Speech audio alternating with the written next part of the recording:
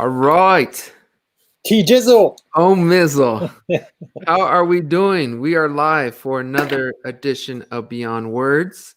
I am TJ Jackson, and with me, Omar Piechurski. Said it right. Omar's keeping Mizzle as the screen name. I like it. But today's episode, we are discussing a great movie, one that I think I seen a while ago when it first came out. I should know that answer, but I couldn't really tell you too much of the movie. But I just saw it again this morning, actually, in preparation for this episode of Beyond Words, and it's a great movie, Omar. So thank you. I think Toria was the first one with the suggestion. Yep. You thought it was a good movie to do for us for Beyond Words, and we are going to be reviewing The Pursuit of Happyness, the Will Smith movie with Jaden Smith, who at that time was probably 5-6 years old. But obviously it's his now, he's his own little star. But it's a great movie on exactly what the phrase is, the pursuit of happiness. Omar, you've seen it when it first came out? I did not. I think this came out in the early 2000s with Will Smith and his son. And no, I saw it later on, like on DVD, because I don't think it had like that much success in the theaters because it was like kind of a low-key movie. But then it just, while it came out, like people were talking about it, people saw it, like it inspired them to become like better. And the real thing is that it's a real story. Yeah. So that's like very inspirational. And Will Smith, what I love about him as a real person, he's very inspirational. He believes in controlling your destiny. He believes that, with hard work, you can accomplish a lot in life. And I've seen so many Will Smith movies. I'm a big fan of him as an actor. I think he's incredibly talented. He can make you laugh. He can make you cry.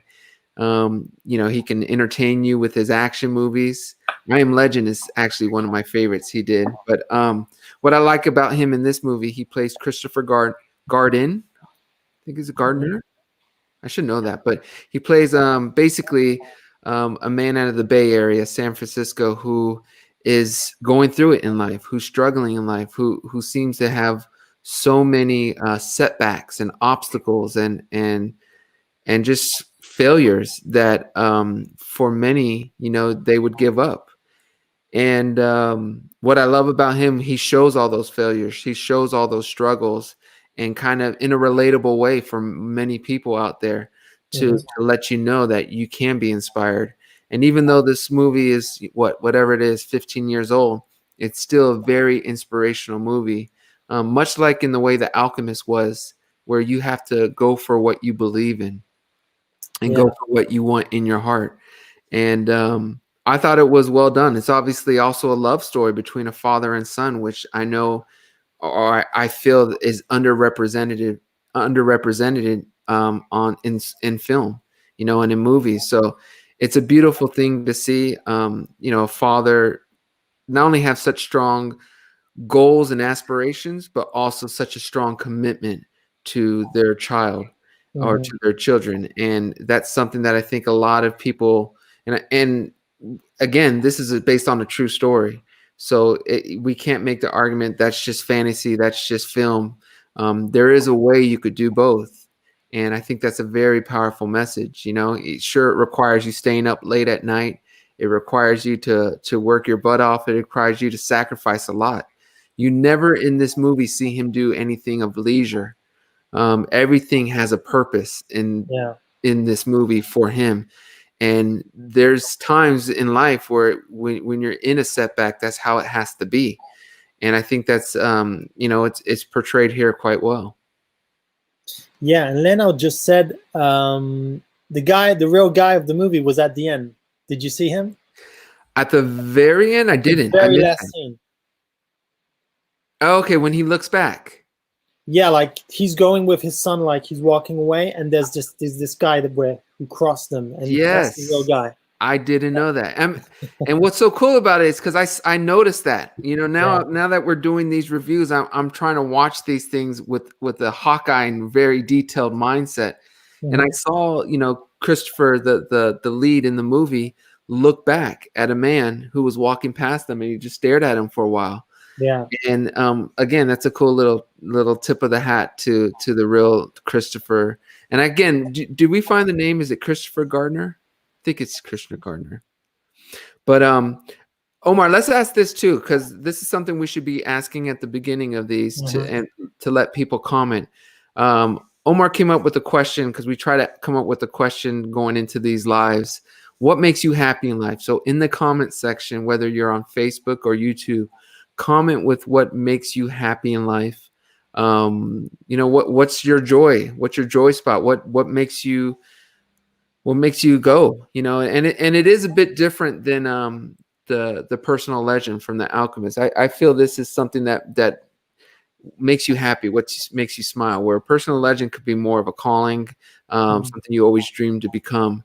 I want to know, Omar wants to know, what makes you happy in life.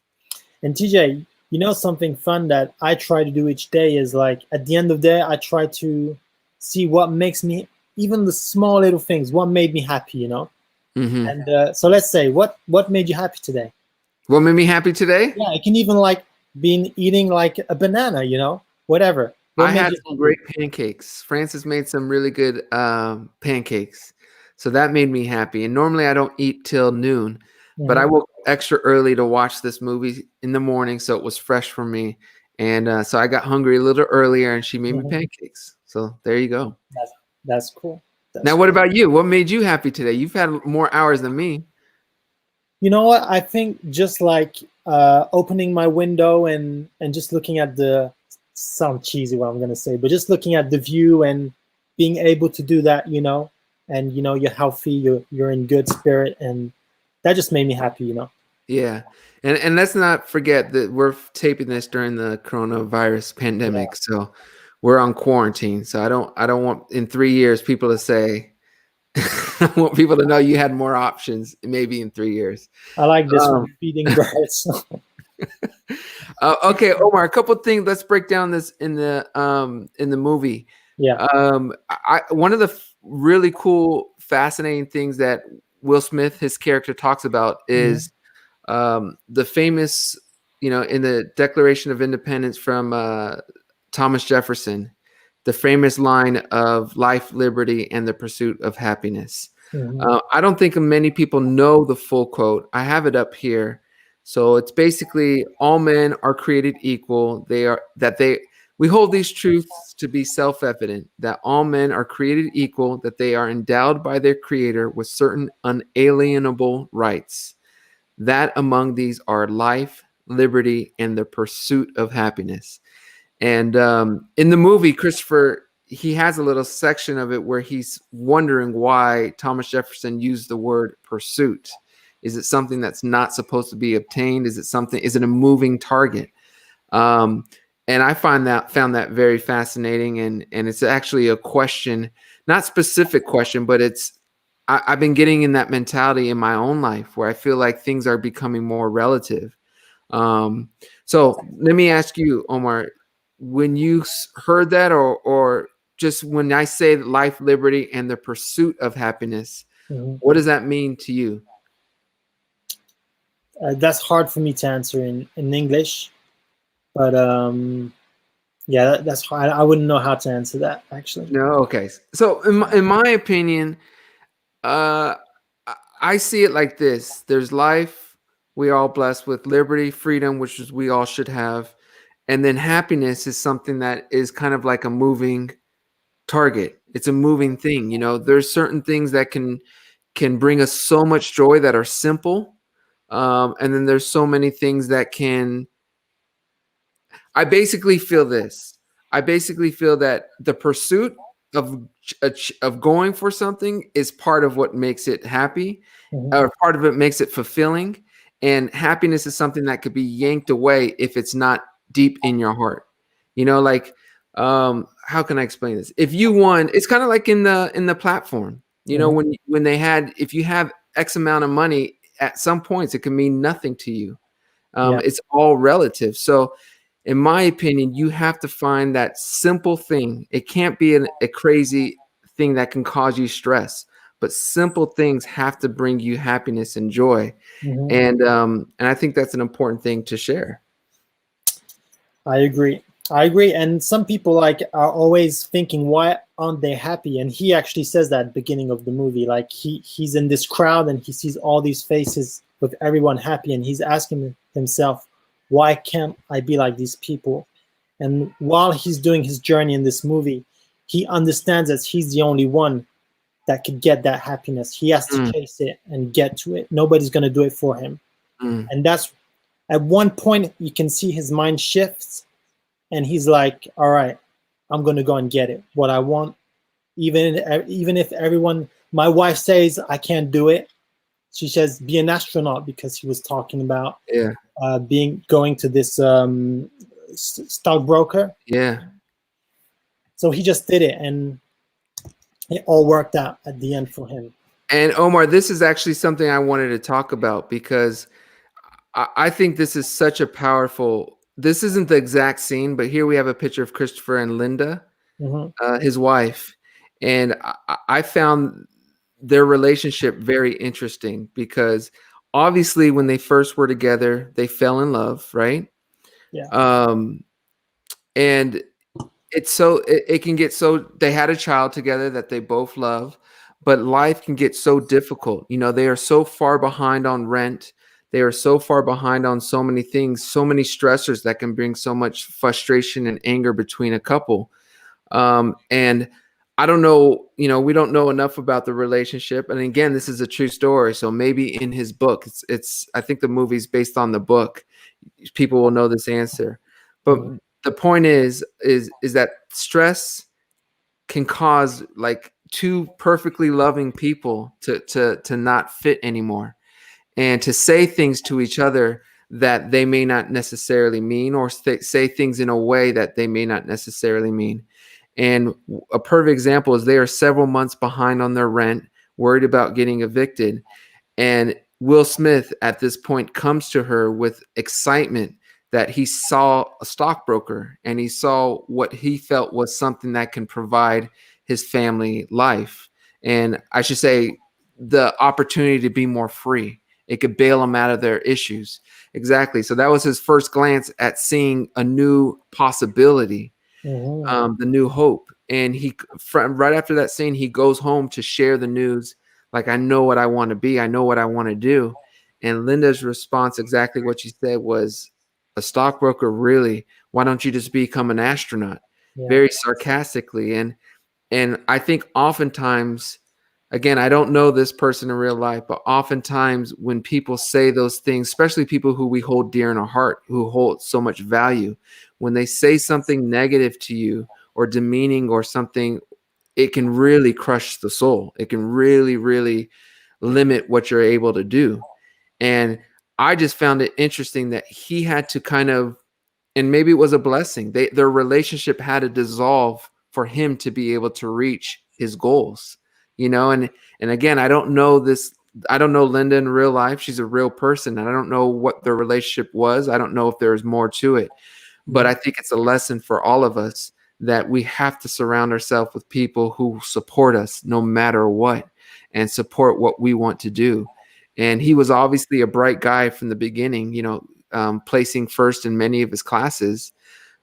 So when someone like that has a dream or goal, you just have to support it as a person, no matter how bleak it may seem, or no matter what your position is. And I thought that was very important. And again, what was just interesting is how he had to lose her, possibly, I actually think, to become a stockbroker. Yeah, and that's quite interesting what you said, that maybe it was a good thing, because when she said that, he was upset, and he went to her and said, you can't talk to me like that, you know. And you could feel that he was really upset that she didn't believe in him no more. She didn't trust him. And later on in the video, in the movie, he kind of did the same thing to his son. Yes. Where he was playing the ball and he said, it's not for you, just forget about it. Yes. And that's what I like when what you said is that was a good thing, but because he kind of learned from that that could affect someone, and he just did it to his child. Yes. And he took it back, and he said, you know what? Don't let anyone ever say you can't do something to his son. Yes. 100%. And that's what I loved. Exactly right, Omar, because that's what I loved is he had just went through a similar situation, and probably just because of his reaction, he knew how that felt. So exactly right. When his son wanted to be a basketball player and he said, "Look at me, I don't have it in me. You're not going to have it in you. Just give it up." And then he corrects himself and he Yeah. says, "Let me tell you something. I don't care. Don't let anyone ever tell you what you can't do, even if it's me." Powerful, and obviously great parenting, but also just powerful. And I think that's a message that we need to remind people, and we need to also remind for ourselves. We can't let outsiders tell us what we can and can't do. And here's the thing, whether in this situation, whether his son becomes a basketball player or not, which I'm sure at this point we could probably say he's not, he probably has another interest. Like we learned in The Alchemist, just the pursuit of something great, a pursuit of greatness is so important to your health, and it's so important to lead you on where, in my opinion, is the right choice for you to be. So I thought that to me was probably the most profound, just the whole most profound message to me. That's what I took, is that you can't let your loved ones tell you what you can't do. They got to be there to support you. Yeah, and I'll go back to this scene you were talking about just a few minutes earlier, and then I'll have a question for you. So this scene that you mentioned, what was interesting, and it's just a kind of a short scene, nothing special. He just sees a car that he likes. But actually, like in The Alchemist, that scene is the key of the whole movie, because seeing that guy and wanting what he had made him want to become that stockbroker. So that only scene, that only interaction he did changed his whole life. And sometimes I think that people, if you find a way to value the people you meet and what you do, you can see like the opportunity to grab that, and it can bring you to like another level. Absolutely. And my question for you, TJ, is this: going back to when he's talking to his son, when one of your child is feeling down or not believing in something, how do you cheer him up? What do you do? What would you say? It's hard, and it also depends on the child, because some of my children are very optimistic. They're just positive. If something doesn't happen, they'll tell themselves, "It's okay. I tried my best." They got that. Where others, they may not say anything, but you could tell it eats them up, and almost to the point where it causes them to fear or wanting them to do it again. And that's the tough thing. I love sports for that reason, because to me, it gives your kids an opportunity to deal with loss. And it gives you as a parent an opportunity to see how they're going to deal with loss. And, I'll take my girls, for example. They're 12 and 9, and I already see how different they handle loss and defeat. And it's one of those things, as a parent, I'm trying to correct or help get them through now, so that when they get through when they have to deal with losses at 20, 30, 40, they can handle it well. And I think that's so important, because it's going to affect not only their marriage, but also how their kids take it, and it's like one of those things. It's a snowball effect. And I think, I think that's important to really, if you could do something for your kids, it's to teach them how to handle things when things aren't going well. And for the most part, I think, no one's going to be perfect at that. But what I love that he did in the movie is he does an excellent job with it. We don't have a shot of it, but when they're in the subway station, I think it's right before this shot. Yeah, I think I got it. And Will, like, he mentions how if you close your eyes, you could take yourself somewhere else. You could take yourself to a place away. So the kid, little Christopher, he closes his eyes, and then Will's like, "Do you see him? There's dinosaurs everywhere." And then they start doing a nice, beautiful scene where there's dinosaurs. And I think that's just a beautiful way, because I think that was their first night of homelessness, of not getting into not having a bed.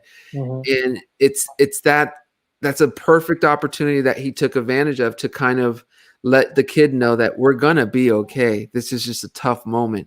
And it's a great way of I think it's super important, because especially as a parent, because these kids, they'll look up to us, that's I think the exact same. But they look up to us, wanting to know how do we respond to things. And I thought under the circumstances, it was done well. Again, this is a movie, but Will Smith is a phenomenal actor, and I feel he has all that in his mind while he's doing his acting. So, yeah, and it's funny because when he shifted in his mind is at that point, because he was like kind of all negative in the beginning, and when that happened with his son, his mind shift, because like even at one point when everything was going wrong, I don't know if you remember this scene, TJ. He was going to where they take care of the children. mm-hmm. So he was going to get his son, and he looked at his son and he said like, are you happy? And his son's like, yeah. And he says, I'm happy. So and that's all that matters. If we're both happy, it's all good, Yeah. And we know that he's in the worst situation ever, but he was happy, his son was happy, so it's all good. And here's the thing, and I think there's multiple ways to handle that. Some people feel you should be completely open and honest with your child and say, I'm completely depressed. I feel horrible. I'm losing everything. And I'm not the person who's going to critique you if that's the road you want to take. I just don't believe in that. I don't. I believe we should be and show inspiration and hope. We should say, I would be like Will in that situation. If it came upon me consciously to know I got to be strong, I got to get through this, and I will get through this because I'm an optimistic person.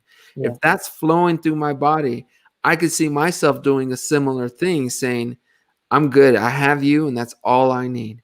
And I think that is important to say, because a lot of times I think people are scared to project something they're not, and there's nothing wrong with it as long as it's inspirational and something for you to become a better person, and I think I love that scene because of it. He wasn't happy. He wasn't in a good place, but he wanted to know if his son was happy. He said he was happy, and maybe in that instance he was happy, and that's all that matters.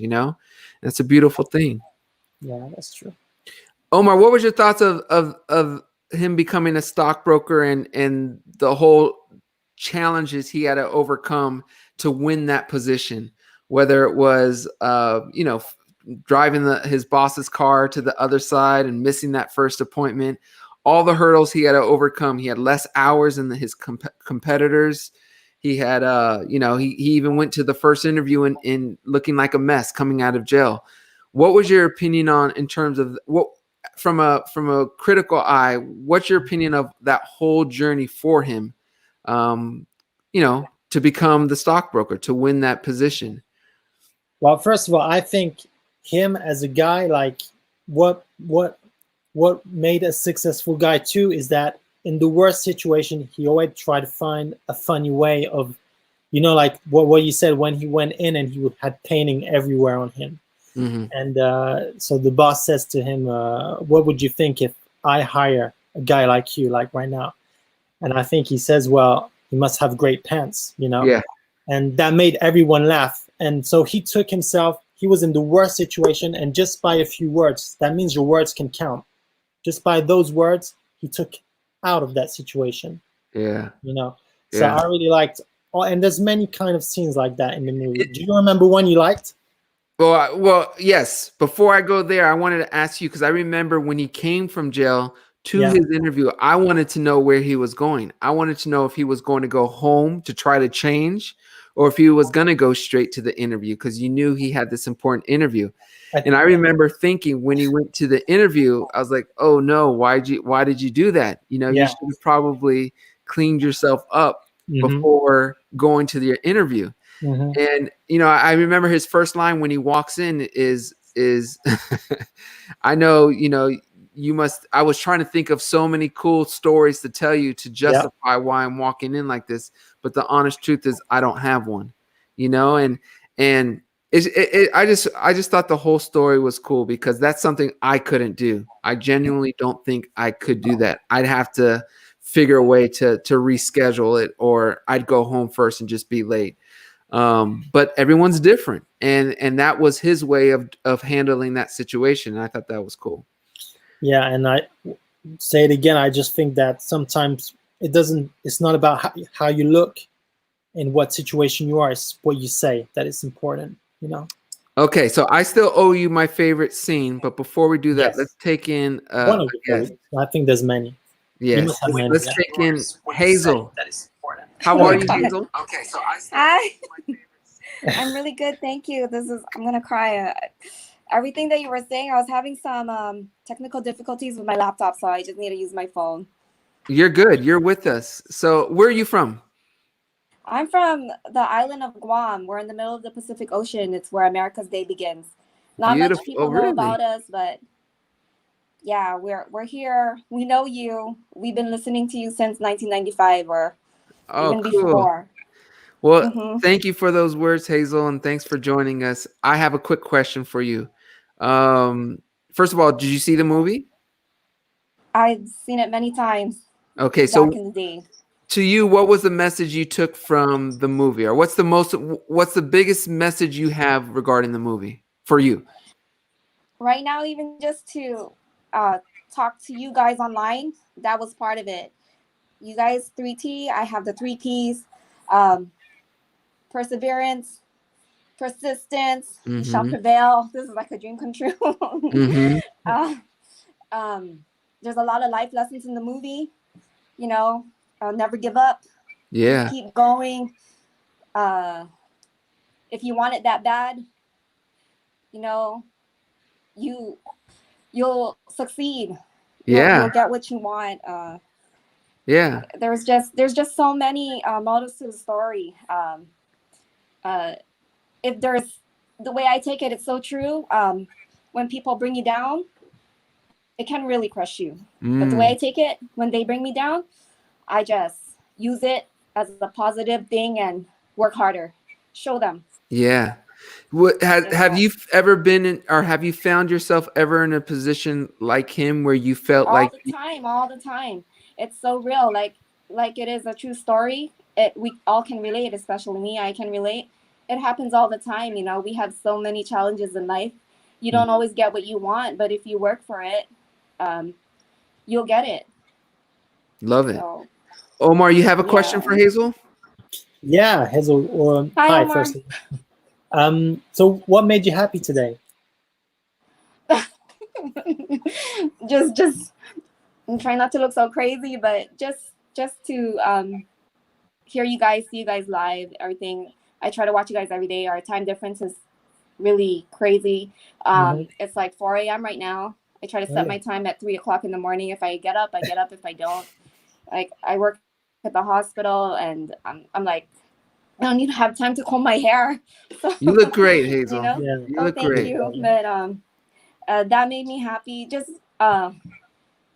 having the existence of TJ and Omar. Omar, thank you for taking care of my boy TJ all the time. Hazel, I'm there for that. Hey, Hazel, I thank him all the time too. So thank you for thanking him. Just having his existence, his brothers, his family, his music. Every time I'm stressed, like he does for everyone, it just calms us down. Something in the music, the words, or just the sound of the music, it just gives us sanity. It makes us happy. Wow, that's beautiful. I don't know what I would do without that now. It's 4 a.m. Well, but that's how much I'm into this. My husbands are like, "You're crazy." I was like, "Yeah, for TJ, yeah." Sorry. Well, you know what, Hazel? I want to thank you for not only all your support for me, my brothers and I, my family, for Beyond Words, but also for what you're doing for the community. I don't know how the back by the tenfold. I think you help us do what we do, because when we're losing our minds, we just play your music, and it's all good. I say this all the time, but when I hear those, that's what inspires me. So thank you for sharing that. It's true. Thank you. Thank you. You do that for us, so many of us. Well, I appreciate it. So many of us around the world. I appreciate it. It means the world to me. So thank you. It means the world to us. Please don't ever have. I'm sorry about your brother-in-law. Please Francis. I give my condolences, everything. I was so hurt when that happened to you. Please don't ever die, TJ, because if you die, oh my God, I'll die. Don't ever die. Well, it's not on my Take care of calendar. yourself, stay safe, everyone. I will try. I will always try to So- live smart and wise, and I'll try not to. I promise. But Hazel, I thank you for your support, and again, thank you for all you're doing for your community. Thank you. And thank you for the support. Okay, and have a great week coming up. All right, Hazel. Thank you. You guys take care. I hope this won't be the last time we talk. Thank you. Bye, Omar. It won't. Bye. Bye. Sweet. Yeah. So yeah, Omar, I first of all, that was very sweet of Hazel. So thank you for all those words. Beautiful name, by the way. Hazel, what's that? Hazel is a beautiful name. Yeah. Yeah. Beautiful. Yeah. Isn't that a color in English? Yes, hazel green, I think. Oh, so it's like a greenish color? I think it's a greenish color. I don't think it's a word to describe a color, but maybe someone could look that up and post it in the comments. If you know. I think it's attached to the color green. Okay. But first of all, I didn't know Guam starts the day for the world. That's pretty cool. So I thought that was fascinating. Never knew that. But anyway, I want to talk about my favorite scene, Omar. Yes. What is it? So we haven't talked about it before, just so they know. Say again? We haven't talked about this. No, we haven't. No, we haven't. What's your favorite scene? There's a lot of great scenes. I think my favorite scene,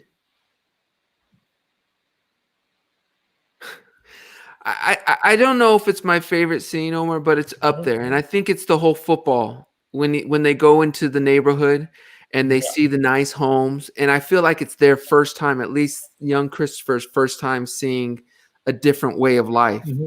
And you see the juxtaposition. You see Chris and his son Christopher, who don't have anything, who don't have a dime to them. And you see them getting in on one side of the car. And then you see the wealthy achiever with his son. Mm-hmm. And you just see the completely different, one is fighting for their life and the other one is just leisurely enjoying a football game. Yeah. And what I loved about this scene is how one event can mean something completely different for whoever it is. For the guy who had the tickets, who had the money, it was just an exciting time. He's a big football fan. He loved that team, and he was just going to go enjoy his moment. Where for Chris, Will Smith, it was like a life or death situation. He had to go in there to try to convert accounts so that he can get his son a place to sleep in, a proper place to sleep in.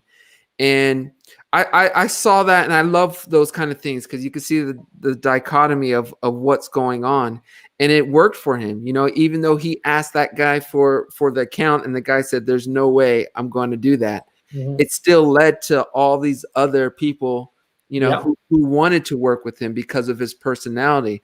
And I think that's another great lesson: is we don't know.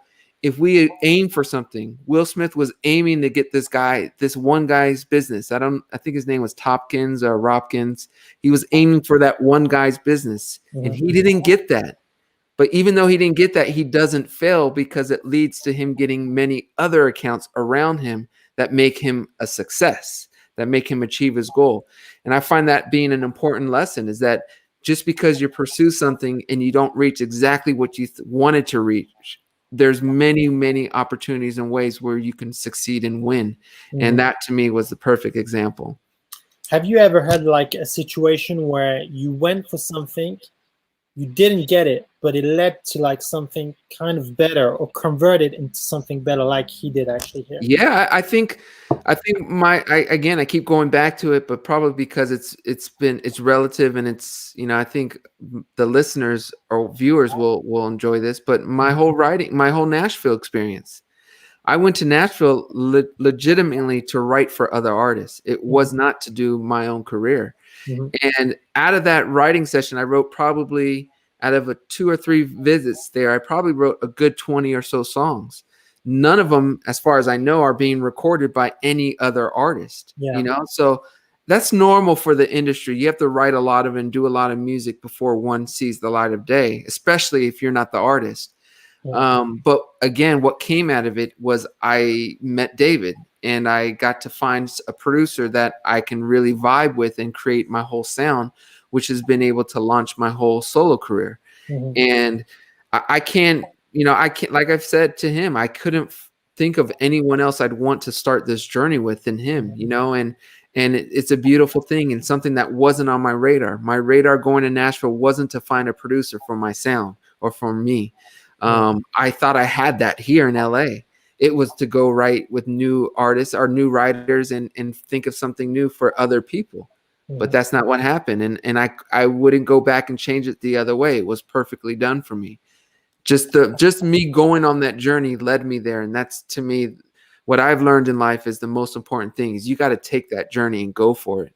And it may lead you and change up what you thought would be the summit, Yeah, and I'm just remembering this. What's funny is that the movie kind of gives us little hints that Will Smith is a smart man. Like, he has all the possibilities to be whatever he wants. And the mother just, I think for the birthday or something, she gave them this Ruby cube. Is that how you say it? Rubik's Cube. This thing that nobody can ever do. Yes.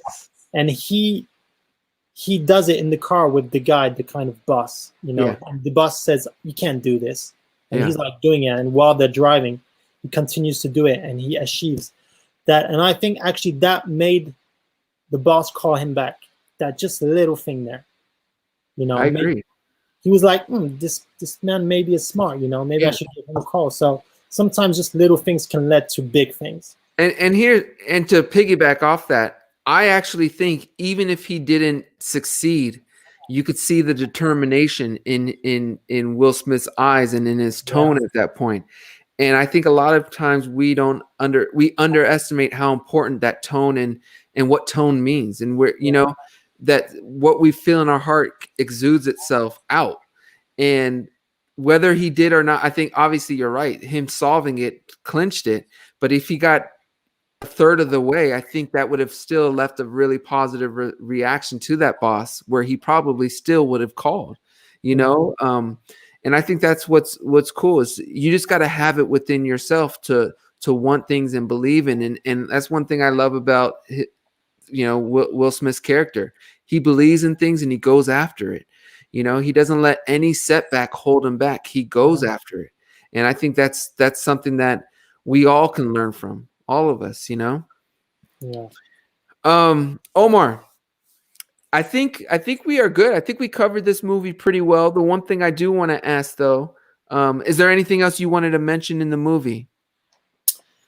I just think this is kind of movie you can see like many times, because it's always going to inspire you. And once you see it, you kind of feel good about yourself. Like you feel like what you have is good. You see your life differently, I think, and you appreciate more little stuff that you have, because this happens to many people, I think, being like broke and going through many hard things in life.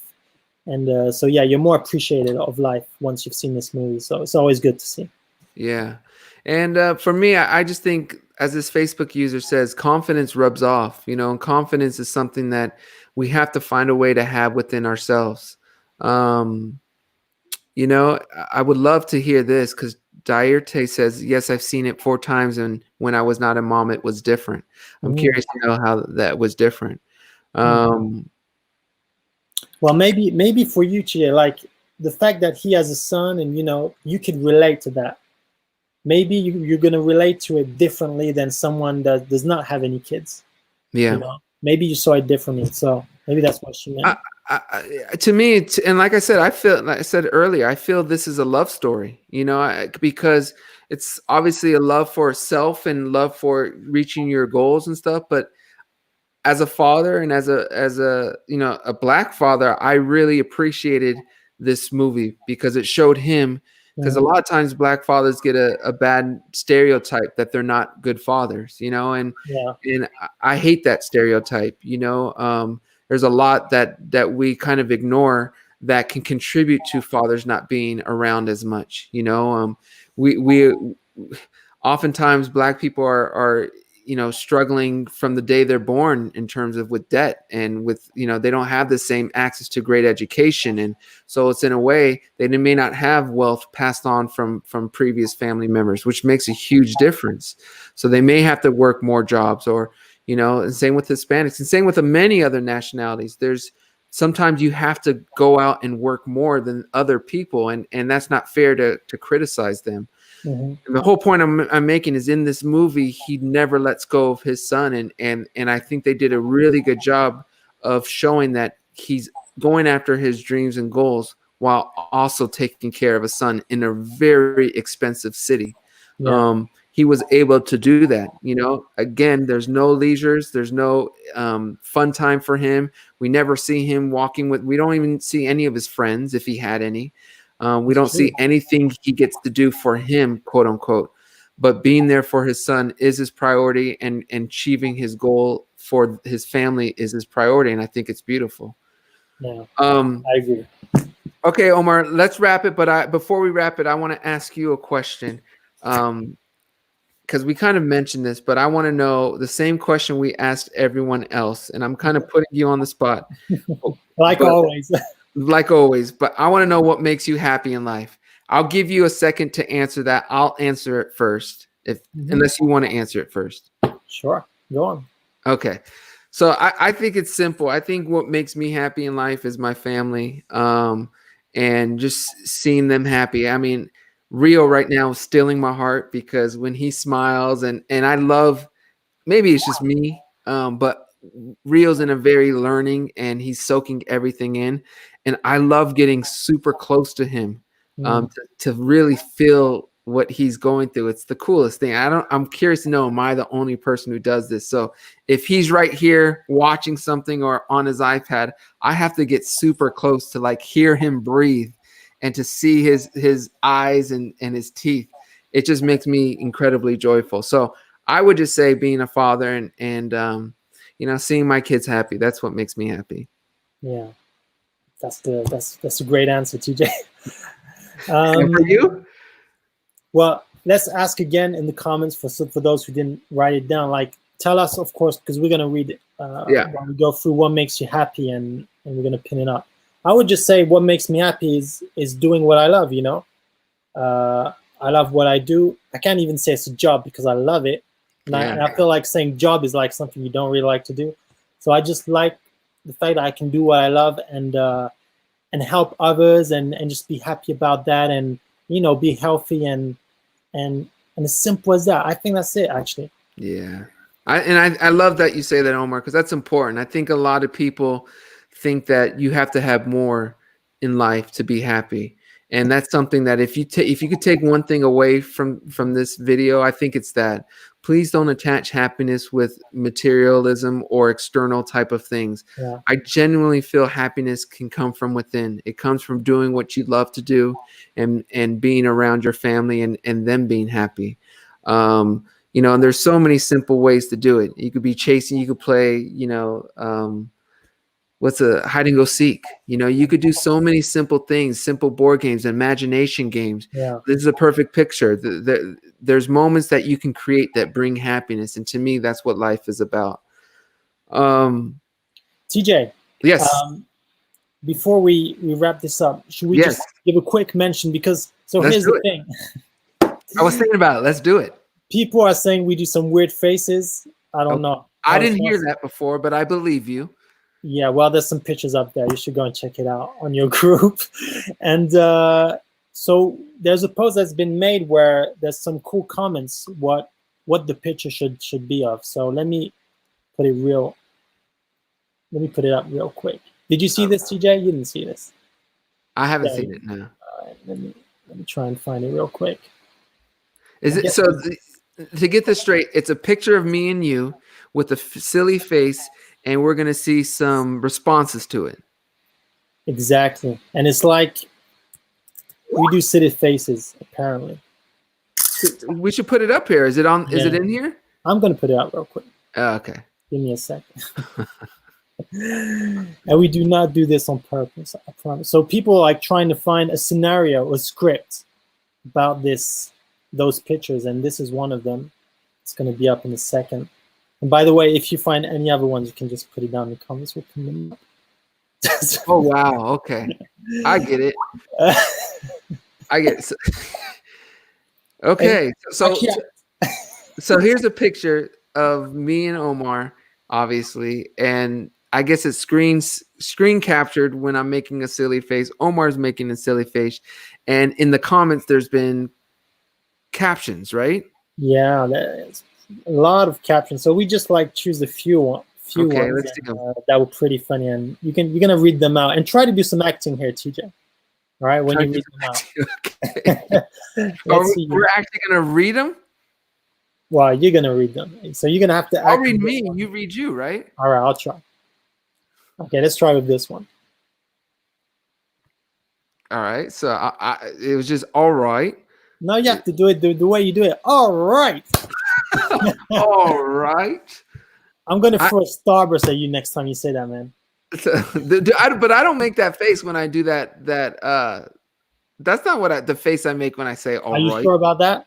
I'm not sure, bro. I don't know what face that was. We're gonna have to find out. I don't know what face. So you're telling me there's a lot of comments of people talking about this face. Okay. Exactly. All right. Well, if you see it, go ahead and make more comments. I assume there's going to be more posts. Oh, look, I'm Omar. Yeah, that's not so cool, man. Okay. So this is in the Facebook group. I've learned to speak French. Silence. Yeah, Donna wrote a whole story. Yeah, she went for it. Like she's done do a movie about this situation. And there's some French in there. So Donna's not from France. So all right, you go, Donna. She must know her French. Well, all right, cool. So in the Facebook group, if you see that, if you want to come up with a comment, go ahead and add to it. Again, this is the face. Did it already disappear on us? No, here it is. If you want to make a comment in the caption in our Facebook group, go ahead and do so. I'm sure more pictures are going to be coming up at some point, whether it's my group or the Beyond Words. Just caption it, have fun. We're going to close this episode, but I want to thank you guys for joining. And remember, the biggest takeaway for me regarding the Pursuit of Happyness, the movie, is simply to pursue your happiness and to respect the journey and just go for it. Go for your happiness and be real with it. And the other big thing is support each other. Too often, we have either a spouse or best friend or a sibling or someone that we respect and love kill us in terms of with their words. It's like killing them softly with harsh words or harsh tone. We have to be there to support whatever our loved ones want to become. And, that's the quickest way to lose who you are and lose your soul and lose your happiness is when someone close to you downs you. And so for everyone out there who has a significant person or has a child or, whatever it may be, stay strong and be supportive. That's the most important thing. And again, even if you feel it's a tough road for that person, support them because on that journey, they will find where they're supposed to be in life. I truly believe that. But they will never be happy unless they pursue their happiness. Yeah, you said it all, TJ. And just before I wrap this up, should we mention that we created a YouTube channel where this is going to be broadcasted? Yes. So Beyond Words YouTube channel. I think we'll put it in the show notes. Yeah. This is already live on YouTube, but yes, for those of you who want to rewatch it, it may be easier. Go ahead and go on our YouTube channel. And then the next thing is next Sunday we have a first discussion for the last lecture. So I'm looking forward to that. Have you started that one, TJ? Starting today, Omar. So again, I've already read it once, but I'm going to reread it starting today. Cool. So, all right, everyone. Thank you guys. We are out and have a great week. Bye.